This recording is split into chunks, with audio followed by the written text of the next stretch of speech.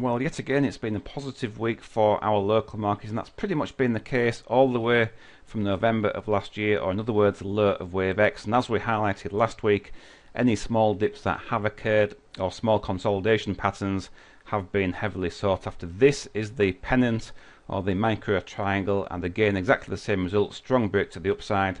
And thus far, price is getting on with the job very nicely. A high close there today, and it could well be now that we're going to see a pretty much straight line rise within wave Y, attaining this 5,000 region, our short-term target, in reasonably quick fashion. So in regard to our wave count, absolutely nothing changes.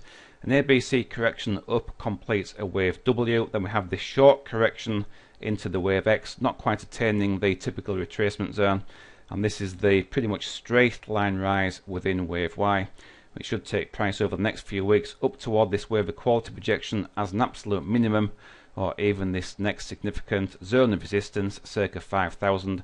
Much is going to depend how price reacts in this general region. If we do see clear rejection, then we are in a position to see an ABC correction to the downside. Doesn't mean to say it's going to occur, but it will certainly be in a position to see that. But even then, only looking for an ABC correction, something along these lines, and then looking for the trend to resume once that corrective phase has done its dash. So like I say, for the moment, look, we'll just run with the trend. Absolutely no reason to try and fight it.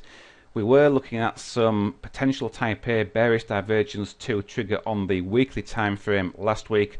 That has now morphed into type B bearish divergence. Still needs watching, but certainly nowhere near as significant. Now the other pattern, of course, is type A bearish divergence on the daily chart. So price has made a higher high.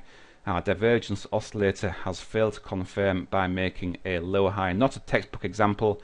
Generally we like to see a deep V, so something along these lines would have certainly been much more significant. As that hasn't occurred, I wouldn't get overly concerned in regard to this bearish divergence, and certainly if we do see another 2 or 3 sessions to the upside, then this oscillator is going to rotate higher, deeper into that overbought territory, nullifying that bearish divergence. Yes, the index will still be overbought on both time frames, but really that's a trade that can continue for several months, which of course is actually the situation here. And until a zone of resistance is tagged, then the fact that our market remains overbought really isn't too much reason for concern. So in reality, I think this 5,000 region now is going to be tagged sooner rather than later. Very important how price reacts at those high levels.